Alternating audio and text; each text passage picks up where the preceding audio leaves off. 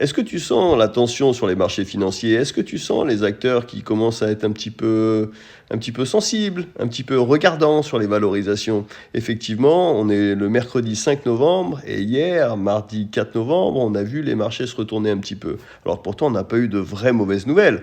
Effectivement, Palantir a annoncé des résultats. Donc Palantir, pour ceux qui ne connaissent pas, c'est une société qui fait des solutions techno, qui sont principalement utilisées par des gouvernements, mais pas que, qui fait également de l'IoT, etc., etc. Donc on a eu des résultats, mais ce n'était pas forcément mauvais. On n'a pas eu d'annonce particulière hier, on n'a pas eu d'informations qui contredirait un certain niveau de confiance et d'optimisme, excusez-moi, sur les marchés financiers ces dernières semaines. Mais on a senti une certaine tension, on a vu certaines valeurs tomber un petit peu.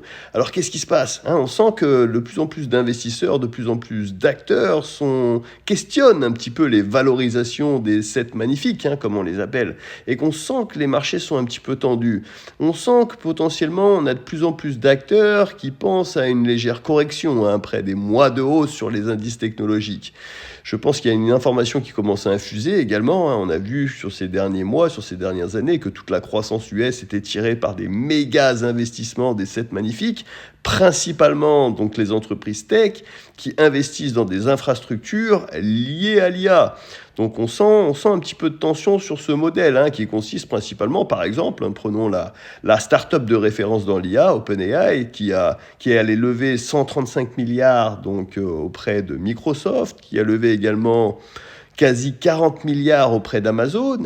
Et que va faire OpenAI avec cet argent? Typiquement, commander des puces à Nvidia. Donc on sent que c'est un tout petit groupe d'entreprises qui va chercher des financements et de plus en plus via de la dette, ce qui inquiète un petit peu également les marchés. Donc c'est principalement ces acteurs qui vont lever des fonds, donc qui s'autofinancent les uns les autres, tout en se garantissant des commandes pour les mois et les années qui viennent. Donc le grand vainqueur de cette course à l'IA jusqu'à présent, c'était Nvidia, dont la valorisation a dépassé les 5000 milliards de dollars, et on a senti hier un frémissement. Il me semble que la capitalisation boursière d'Nvidia est tombée de 4%. On sent un petit peu de tension alors qu'on n'a pas eu de mauvaises nouvelles.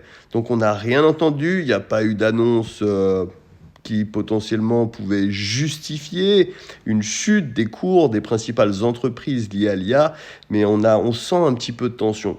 Donc potentiellement, en tout cas en l'occurrence, cette vidéo n'est absolument pas là pour vous donner des conseils financiers, mais c'est principalement une vidéo qui a vocation à décrypter un petit peu de l'actualité, des tendances sur les marchés financiers.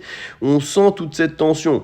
Donc on peut imaginer assez facilement que si potentiellement il y avait des mauvaises nouvelles dans les semaines qui viennent, dans les mois qui viennent, que potentiellement on pourrait assister à une correction.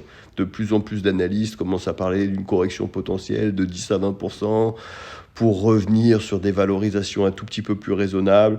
Donc potentiellement, tout ça pour dire que si vous avez des liquidités, si vous avez du cash à investir, il n'y a vraiment pas lieu de se précipiter. Vous pouvez tout à fait prendre un petit peu le temps, regarder un petit peu ce qui se passe, analyser un petit peu les boîtes, analyser un petit peu les indices.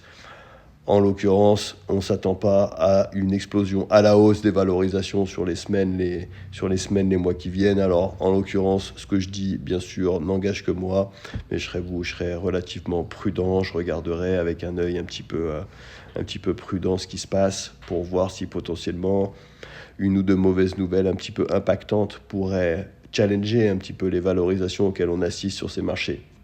Alors certes, il y a eu quelques petites mauvaises nouvelles hier, notamment l'Angleterre qui dit que potentiellement ils vont devoir augmenter un petit peu les taxes pour des problématiques budgétaires. On est un petit peu pareil en France, mais en l'occurrence, en règle générale, ça impacte pas trop les valorisations des boîtes US. On n'est pas forcément sur des économies France-Angleterre qui ont vocation à impacter fortement des valorisations de boîtes tech américaines.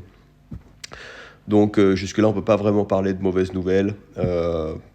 Si en tout cas c'est des choses qui vous intéressent, je vous invite potentiellement à ne pas vous précipiter sur des achats inconsidérés de boîtes américaines qui jusqu'ici ont bien profité de cette bulle IA, mais qui potentiellement pourraient être challengées dans leur valorisation dans les semaines qui viennent.